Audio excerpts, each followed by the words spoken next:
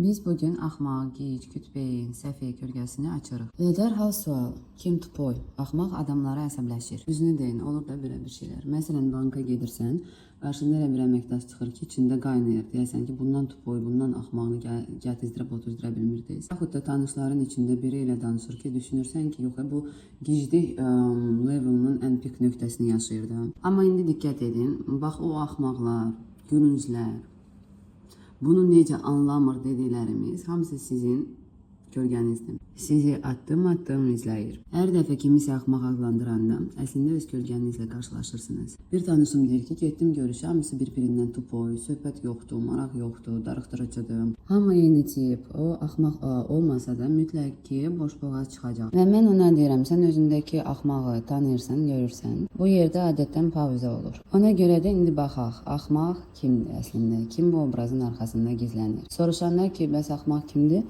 Adətən cavablar belə olur. Və cavablar hamıda eyni olur.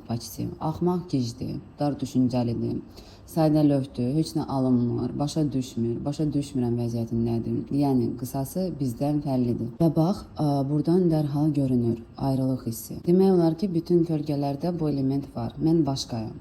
Persona isə əksinə deyir, maska. Maska isə əksinə deyir, mən hamı kimiyəm, normalam, uyğunam. Amma kölgə fərqlidir və məhz bu fərqlilik üzündən utanır. Çünki bizi uşaqlıqda nə öyrədiblər? Seçilmə, qışqırma, gülmə, çox axmaq kimi hərəkət eləmə. Əgər nə biraz fərqli, biraz qeyri-adi görünürsə, dərhal utanca göndərilir və orada da qalır. Axmaq o sadədir, düşünmür ki, mən indi necə görünürəm. Heç ağlı söhbətləri də dəstəklənmir. Sadə düşünür, bəsit düşünür, bəzən çox dar, bəzən çox uşaq kimi olur. Sual nömrə 2.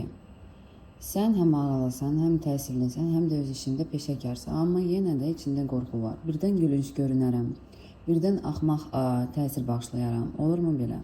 Əlbəttə olur, həm də çox olur. Bax, bir maraqlı qanuna uyğunluq var. Görmüsünüz belə adamları ki, nə qədər çox oxuyurlar, o qədər də özlərini daha tupoy hiss edirlər. Ciddi deyirəm, oxuyur, öyrənir, kursdan kursa keçir, amma içində bir səs. Yox, hələ azdır, mən hələ hazır deyiləm, biraz da oxumalıyam, biraz da dərinləşməliyəm. Və bu birazdan heç vaxt bitmir. Hər dəfə hələ azdır, hələ çatmadım.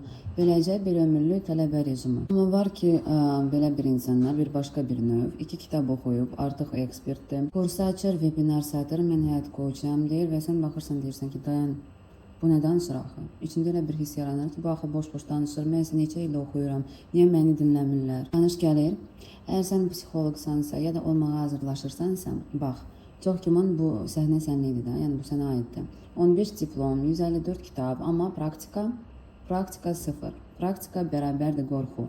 Qorxudan əl-ayaq tutulur. İçindəki uğursuz və axmaq qucaqlaşıb oturublar. Və birlikdə səni saxlayırlar, addım atmağa qoymurlar. Və sən oturmuşsan, baxırsan başqalarına, xüsusən həmkarlarına, içində bir səs pıçıldayır. Bu axmaq nə danışır axı? Bunu niyə dinləyirlər, amma məni yox. Mən axı hər şeyi başa düşürəm, amma o yox. Bax, budur maraqlı məqam, çox maraqlı. Məsələ bu an içindəki uğursuzla axmaq əl-ələ tutub, qucaqlaşıb dayanıblar. Biri risk eləməyə qorxur, digər isə axmaq kimi görünməkdən utanır. İçimizdə 3 obraz var. Uğursuz, hakim və dəli, gic, axmaq. Və mən bu uğursuzun, hakimin və axmağın dinamikasını bir anda hiss elətdirəcəm sizə. Bu bizim kölgələrimizdir. Uğursuz, hakim və axmaq kölgəsi. Bu daxili dialoqda 3 kölgə birdən iştirak edir. Uğursuz qorxur, uğursuz kölgəmiz qorxur, mən hələ hazır deyiləm deyir. İçimizdəki o hakim tərəfimiz başqalarını qınayır, çünki içindəki həsədlə üzləşmək istəmir, həsəd aparır və bununla üzləşmək istəmir deyən başqalarını qınayır. Və axmaq, tupoy tərəfimiz sıxılmış, sıxışdırılmış hissədir. O sadəcə hərəkət eləmək, sınamaq, yanılmaq, yaşamaq istəyir. Amma onlar birləşəndə nə olur? Bir dairə yaranır, uğursuz qorxur, hakim qınayır, axmaq tupoy isə boğulur. Və sən də qalırsan yerindən tərpənmirsən. Təsəvvür eləyin ki, içinizdə balaca bir belə spektakl gedir. Təsəvvür eləyin ki, uğursuzla hakim səhnədədir. Ağıllı, ciddi sifətlə müzakirə edirlər ki, kim axmaqdır, kim dəlidir, kim gicdir. Axmaq, dəli, gic tərəfimiz isə kulis arxasındadır. Əli qandallanmış, çünki ona özün olmaq icazəsi verilməyib. Və bax, məhz buna görə sən yerindən tərpənmirsən. Bax, bu məşhur üçlü, dəlixana komandası. Dəlixananın sakini, hakim, uğursuz və axmaq.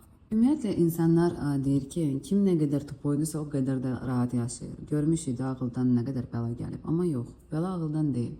Bəla bu ağlı istifadə edə bilməməkdən gəlir. Bax, oradadır məsələ. İndi isə vacib yerə gəlirik. İnsan hansı anlarda içində gizlincə inanmağa başlayır ki, mən axmağam, mən anlamıram, mən başa düşən deyiləm. Mən gicəm, mən xəstəyəm, nə bilim, mən tupoyam. Demin bu anda yaranır mən və başqaları. Və bu iki nöqtə arasında müqayisə. Mən filan kəslə müqayisədə gicəm, mən başqaları ilə müqayisədə çirkinəm. Eyni mexanizm ki, uğursuzda da var. Oturub lentanı fırladırsan, baxırsan başqalarına və içində bir səs başlayır. Onlar axı boş-boş danışır, mən isə ağıllıyam, bəs niyə məndə alınmır? Beləcə üçlü yenə səhnədə uğursuz və axmaq, əl-ələ və arxadan hakim onlara göstəriş verir. Amma biraz da dərin baxanda bu hekayənin kökü həmişə eyni yerdədir, utancda. Çünki utanc haradan doğulur? Aşılamadan. Və indi sual, insanın içində nə baş verməlidir ki, o bir gün öz-özünə desin, mən axmağam, mən dəyərsizəm, mən heç nəyəm. Bu sadəcə fikir deyil, bu artıq sistema çevrilmiş hissdir. O qədər dərin oturub ki, adam artıq ağıllı olduğu yerdə belə özünü tupoy hiss edir. Şimdi bunların içində gic, dəli tupoy. O qışqıran ki, mən ağıllıyam, mən savadlıyam, mənim diplomlarım var, 155 dənə kitab oxumuşam deyən. Bax, o dayanıb yerində. Çünki o qədər ağıllıdır ki, özünə etiraf edə bilmir ki, bəli, mən nədəsə axmağam.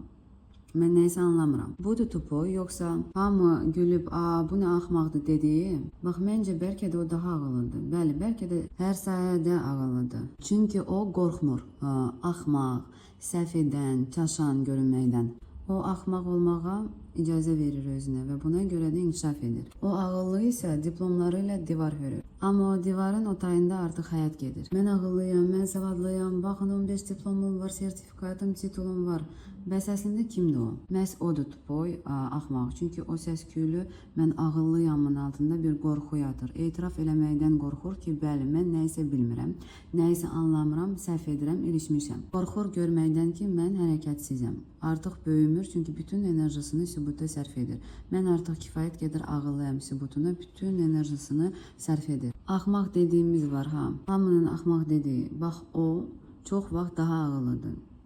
Təkcə biraz yox, çox sayədə ağıllıdır. Çünki o özünə axmaq olmağa icazə verir. O bilməməyə, çaşmağa, səhv eləməyə, soruşmağa, qarışmağa icazə verir özünə. Və bu o deməkdir ki, o yaşayır. Paradoks buradadır. Kim ki axmaq görünməkdən qorxur, o elə axmaq kimi də qalır. Amma kim ki axmaq olmaqdan qorxmur, bir gün baxırsan otaqdakı ən müdrik insan elə o özü olur. Gəlin indi baxaq ki, nə var əlimizdə. Yadınızdadır, ilk videolarda demişdim ki, hər bir insanın arxasınca bir sosial hekayə gedir. Bir növ onun haqqında formalaşan reputasiya. Və budur. Reputasiya, mən axmağam. Tanıyırsınız da elə adamları, düzdür. Bəlkə məktəbdən, bəlkə uşaqlıqdan, bəlkə dost çevrəsində. Onlar elə hər dəfə deyirlər. Mən onsuz da nə bilim, dəliyəm, gicəm, tupoyam. Mən anlamıram bu işləri, mən başım çıxmır belə işlərdən. Mən də tanıyıram elələrini və mən bunu adlandırıram axmaq oyunu, tupoy oyunu. Amma burada bir vacib məqam var. Bu adamın, o insan ki özü üçün deyir ki, mən tupoyam, mən axmağam, mən bacarmıram, mən başım çıxmır. Bu adamın, belə deyim də, o tupoy, axmaq reputasiyası da özünə dediyi o fikir kölgədə deyil, əksinə. O bu rolü artıq mənimsəyib. O bu obrazla özünü qoruyur. O bu obrazın, gic, dəli, tupoy obrazını göstərir və bununla da özünü qoruyur. Adam axmaq kimi davrananda bu onun daxili kölgəsi deyil. Bu onun personasıdır, bu onun maskasıdır. O maskanı seçib, oynayır, yaşayır içində və cəmiyyətə də bu maskanı göstərir. Və cəmaət də qəbullanır ki, bu tupoydur, gicdir, baş xarabdır. Sadə lövdür, kütbeyindir. Və sonunda bu insanın kölgəsində nə dayanıb sizcə? Əlbəttə ki, onun, belə insanın kölgəsində ağıllı kölgəsi durub. Tupoy insanın, belə deyim də, əks tərəfi ağıllı, kölgəsi ağıllı, görən, anlayan tərəfidir. Amma o tərəf qorxur, ağıllı tərəfi qorxur. O düşüncəsini göstərməkdən, aydınlığını, zəkanın gücünü ortaya qoymaqdan qorxur ki, gülərlər. Və bax, belə yaranır paradoks. Axmaq, bu onun maskasıdır. axmaq maskasını taxıb cəmiyyətə, cəmaata göstərir. Ağıllı bu onun kölgəsidir. İndi baxın necə baş verir bu. İnsan ömrü boyu eşidib ki, o axmaqdır və bir nöqtədə sadəcə tabe olur.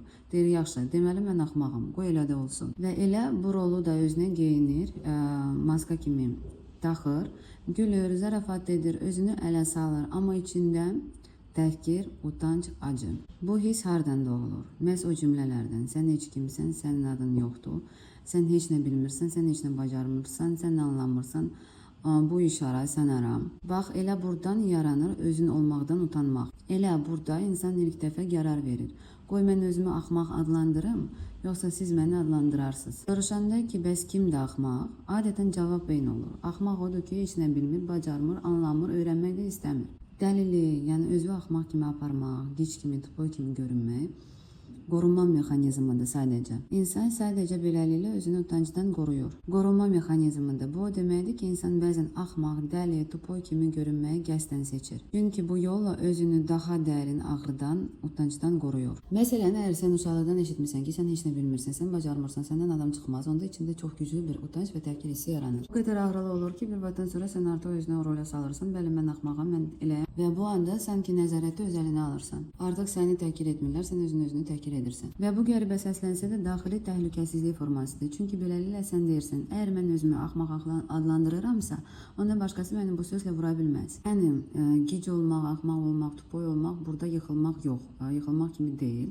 Əksinə özünü qoruma üsuludur. Amma problem ondadır ki, insan bu rolda donub qalır, artıq özünü başqa cür görə bilmir. Belə bir situasiyalarda olur ki, adam deyir, mən həmişə əlac olmuşam, amma içimdə özümü həmişə axmaq hiss eləmişəm. Bax bu, tupoy, axmaq kölgəsinin qızıl formuludur. İnsan qiymətlərə, diplomlara, sertifikatlara elə bir, yəni ki, onlardan elə yapışır ki, sanki orada onun dəyəri gizlənib. Baxın, mən axmaq deyiləm, baxın, bu mənim diplomumda, bax, sübut eləmişəm ki, mən axmaq deyiləm. Amma içində nə baş verir? İçəridə bir qorxu oturub. Birdən mən axmaq kimi görünərəm qorxusu. Və nə qədər bu qorxu böyüyürsə, bir o qədər də ağıllı, bilən, savadsız deyiləm maskası lap bərk yapışır üzə. Ağıllıyam, bilənəm, savadsız deyiləm maskası daha bərk yapışır üzə, daha çox. Sən başlayırsan cəmaata sübut eləməyə ki, mən, yəni ki, başlayırsan ağıllı, bilən kimi danışmağa, sübut eləmək kimi. Və elə həmin yerdə, o maskanın arxasında sakitcə axmaq kölgəsi dayanır. Paradoks budur ki, insan nə qədər çox çalışır sübut eləməyə ki, mən ağıllıyam, bir o qədər dərinlikdə hiss edir ki, yox, mən yetərli deyiləm, mən çatdırmıram, mən axmağam. Yəni, axmaq kölgəsi, axmaq tərəfini nə qədər gizlədilsə, bu axmaq tərəfimiz, dəlilik tərəfimiz, gic tərəfimiz, bir o qədər də səssiz içəridə kök salır. Videoların birində mən demişdim ki, danışmışdım ki, nə qədər kontrast güclüdürsə, o qədər də utanclar dərin olur. Bax, bu da sizin məşhur axmaq, gic kölgəsi, dəli kölgəmiz. Elə o kölgə, bizim bu kölgəmiz bizə imkan vermir dəli kimi hərəkət eləməyə. İmkan vermir canlı olmağa, imkan vermir səhv eləməyə, imkan vermir cəhd eləməyə. O qədər biz özümüzü, yəni ağıllı, bilən, savadsız deyilən maskasını bərkitsək üzümüzdə, o qədər içimizdəki o axmaq tərəfimiz, hansının ki biz qandallanmışıq ki, çıxmasın üzə, gülünc görsənəri və s. kimi imkan verməyəcək bizə canlı olmağa, səhv eləməyə, cəhd eləməyə. O içəridən pıçıldayacaq. Eləmə bunu, bu axmaqlıqdır, ciddi deyil, biabır olarsan. Və biz də nə edirik? Və biz də otururuq, ağıllı, ciddi otururuq və daxildən sıxılırıq, ölürük darıxmaqdan. İndi sizdən istəyirəm, cəmi 5 dəqiqə sadəcə bir siyahı yazın, heç bir filtr olmadan. Mən istəyirəm, belə bir cümlə yazın. Mən istəyirəm, amma bunu axmaqlıq, uşaqlıq, ciddiyyətsizlik hesab edirəm. Məsələn, mən rəqs eləmək istəyirəm, amma düşünürəm ki, bu utanclıdır. Mən mahnı oxumaq istəyirəm, amma bu mənə gülməli gəlir. Mən heç nə eləmək istəmirəm, sadəcə tavana baxmaq istəyirəm, amma deyirəm özümə, bu məsuliyyətsizlikdir. Yəni, heç bir şey eləmək istəmirəm, divara, patoloqa baxmaq istəyirəm, avaralıq eləmək istəyirəm, amma bilirəm ki, bu məsuliyyətsizlikdir. Mən kiməsə bir söz demək istəyirəm, amma qorxuram ki, birdən axmaq kimi görünərəm. Yazın hamısını, nə gəlirsə ağlınıza. Çünki baxın, məhz o, axmaq, gülməli istəklər çox vaxt sizin azadlığınıza gedən qapıdır. Oraya ağıllı sifətlə girmək mümkün deyil. Oraya yalnız açıq qəlblə və biraz özünə gülmək bacarığı ilə girilir. Nasmешка над собой. Və bax, o gülməli istəklərin içində çox vaxt sənin ən canlı, ən güclü, ən azad halın gizlənib. Bayağı kontrast dediyim bir şey, yəni ki, kontrast güclüdür dedikdə, yəni insanın içindəki ziddiyyət nəzərdə tutulur. Nəzərdə tuturdum. Yəni bir tərəfi mən ağıllıyam, ciddiyəm, düzgün, normalam deyir. Digəri canlı, spontan. Biri ağıllı, digəri dəli. Biri ciddi, digəri canlı, spontan. Bax, bu ziddiyyətin özü kontrastdır. Və nə qədər bu fərq, bu kontrast güclüdürsə, bir o qədər utanclar, gərginlik, sıxılma dərin olur. Məsələn, əgər sən özünü çox ağıllı, ciddi müəllim kimi göstərirsənsə, onda içindəki dəli uşaq kimi tərəf sənə çox utanc gətirir. Amma əgər bu iki tərəf arasında balans varsa, yəni həm ciddi, həm də biraz dəlisən, axmaqsan, onda utanmaq da azalır, çünki sən artıq dəlilikdən qorxmursan. Sadə dillə desək, kontrast bu iki tərəfin bir-birinə zidd olmasıdır və nə qədər bu ziddiyyət sərtdirsə, bir o qədər də utanmaq güclü olur. Baxın, axmaq kölgəsində bir maraqlı fiqur da var. Ciddi insanlar. Yəni ciddi insanlara baxsaz, bunu siz tuta bilərsiniz də.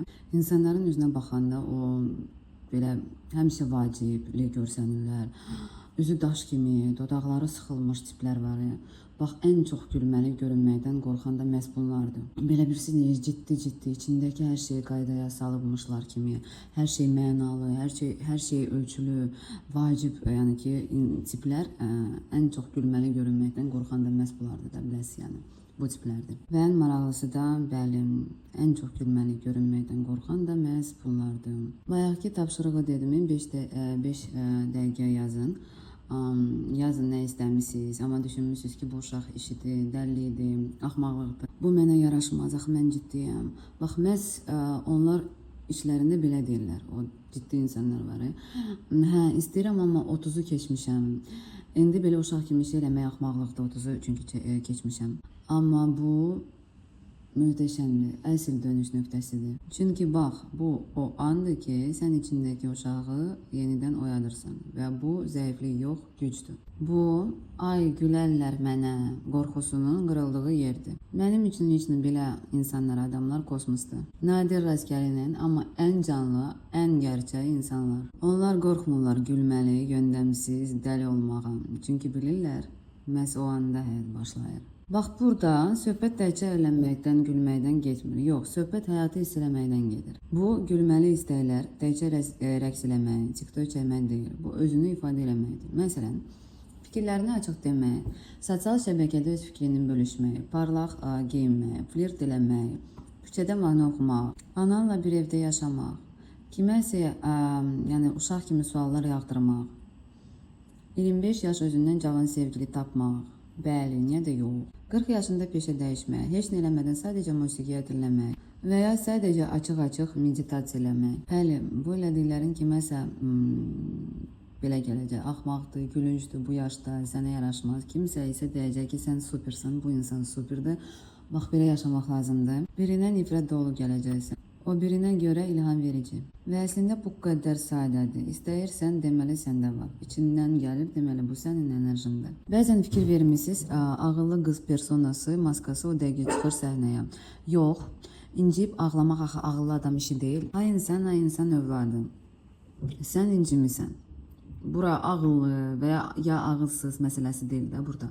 Fakt olaraq sən incimisən. Ağıllı qız deyir, yox, mən inciyə bilmərəm, mən müdürüyəm. Amma fakt olaraq sən incimisən. Elə o cürdə burada. Axmaqdır, yox, ciddiyəm. Bunu beyin deyir. Amma içində istək var.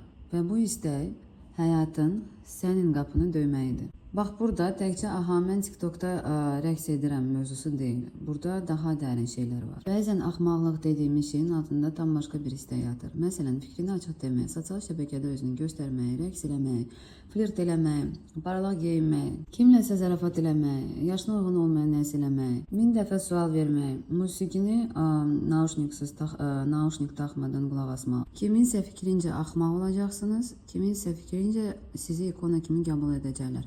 40 yaşında peşəni dəyişmək, biri deyəcək, get özünə yer hazırla qəbirstanlıqda, 11-i isə deyəcək, sən ulduzsan, bax belə eləmək lazımdır, elə 40 yaşında. Tanışlığı birinci eləmək, tanışlığa yəni birinci başlamaq, nə isə bilməmək, panikaya düşmək, inciyib küsüb ağlamaq, bax bunlar da dürüst istəklərdir. Sadəcə biz onlara ad qoymuşuq, axmaqlıqdır, ayıbdır, böyüyə yaraşmaz adı. Amma əslində elə orada, o dürüst axmaqlıqlarda bizim azadlığımız yatır. Əgər sənin personan uğurlu-uğurdursa, əgər sənin içində ağıllı-ağıllı oturubsa və uşaqlıqdan sənə deyiblərsə, bax o elə uşaqlıqdan ağıllıdır, sakitdir, böyüklər kimi düşünür, o zaman sən avtomatik olaraq bu müdrik rolu ilə yaşamağa başlayırsan. Və indi sən məsələ hardasına inciyirsən, amma içində dərhal bir səs çıxır. Yox, inciyib ağlamaq bu müdrik deyil, bu uşaq hərəkətidir, mən axı ağıllıyam da, tanış gəlirsə yəqin ki. Amma fakt odur ki, sən artıq inciyibsən, müdrik ya qeyri-müdrik fərqi yoxdur, bədən artıq reaksiya verib, hiss artıq çıxıb ortaya. İncimək hissi çıxıb ortaya. Eyni şey axmaqlıqda da var. Axmaqdır və ya qeyri-axmaqdır və yaxud da axmaq deyil, fərq eləmir. Əgər istək varsa, deməli var. O istək sənin həyatında, sənin spontan enerjində. Axmaqdır, dəlidir, gicdir, başıboşdur, kütdür. Sadəcə kiminsə yuxarıdan verdiyi qiymətdir. Amma canlı olan müdrik olmağa borclu deyil. O sadəcə hiss edir, nəfəs alır, hərəkət edir. Ona görə də əgər istəyirsənsə elə. Axmaqdır, deyil, boş ver. Əsas odur ki, sən canlısan. Xüsusilə bu mövzuya diqqətlə baxmağa tövsiyə edirəm. Xüsusən o adamlara ki, uşaqlıqdan onlarda vurğu, ağla olub, əsas odur ağıllı ol, əsas odur axmaq görünmə, əsas odur nəsə belə eləmə. Və indi gəlin baxaq. Danışdı bu cümlə yəqin hər birinizə. Bəlkə də danış deyil, bəlkə də səndə belə bir fikirlər özündə tutmusan var səndə. Tutalım, fotosesiyada axmaq kimi dayanacam. Dəli kimi, axmaq kimi, gic kimi tək gedəcəm ora. Axmaq kimi tək istirahətə çıxacam. Axmaq kimi soruşacam ki, anlamadım. Dəli kimi açıq ayaqqabı ilə corab geyinəcəm. Bax bu axmaq kimi, dəli kimi, gic kimi ifadələrinin içində nə qədər özünə nifrət, nə qədər daxili mühakimə gizlənib. Hər dəfə sən özünü belə sözlərlə vuranda, o tənqid edən səs içindən qalxır. Sən səhv elədin, sən gülməlisən. Mən nəyə gətirirəm sözüm? Axmaq kölgəsi həmişə hakim kölgəsi ilə, mühakiməçi ilə yanaşı gedir və biraz da arxada uğursuz kölgəsi sürünür. Bu üçlü ayrılmaz triodur.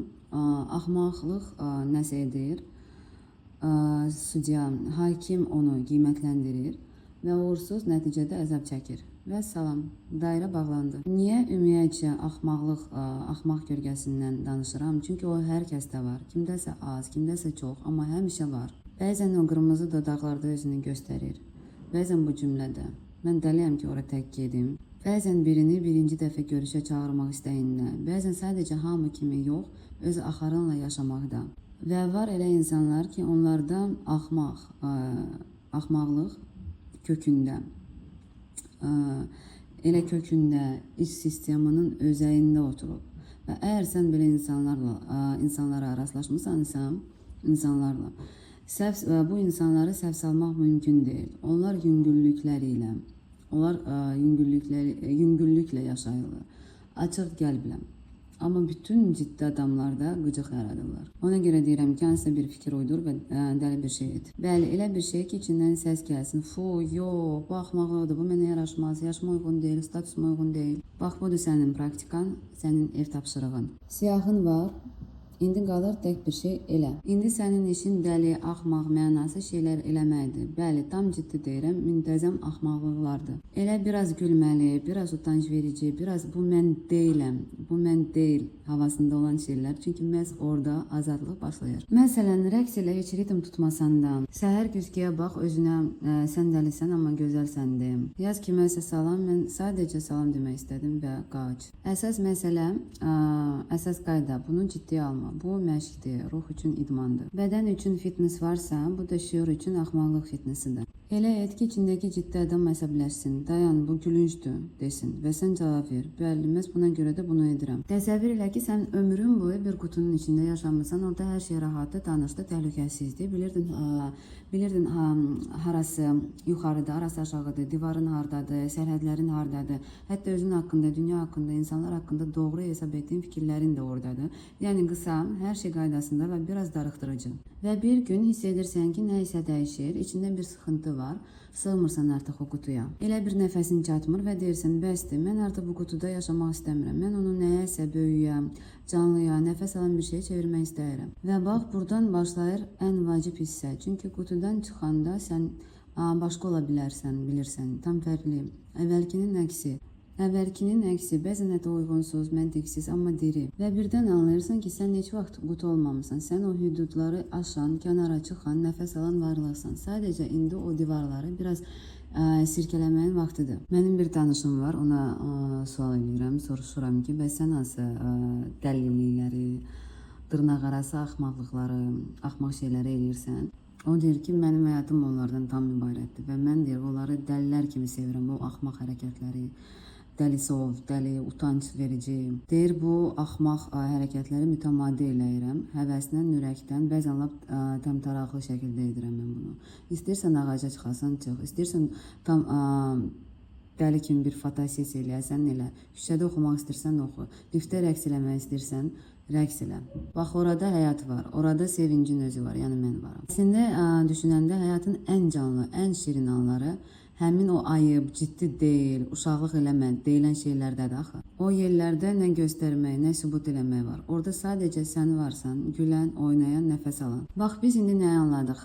Bu şən tərəf əslində inteqrasiyanın özüdür. Məsələn, öncəki videoda, yəni uğursuz tipdə inteqrasiyanın necə olduğunu göstərmişdim. Uğursuz tipdə inteqrasiya necə gedir? Uğursuz tipdə inteqrasiya səhvlərdən keçir. Yıxılıb qalxmaqdan, dərs almaqdan, analiz eləməkdən.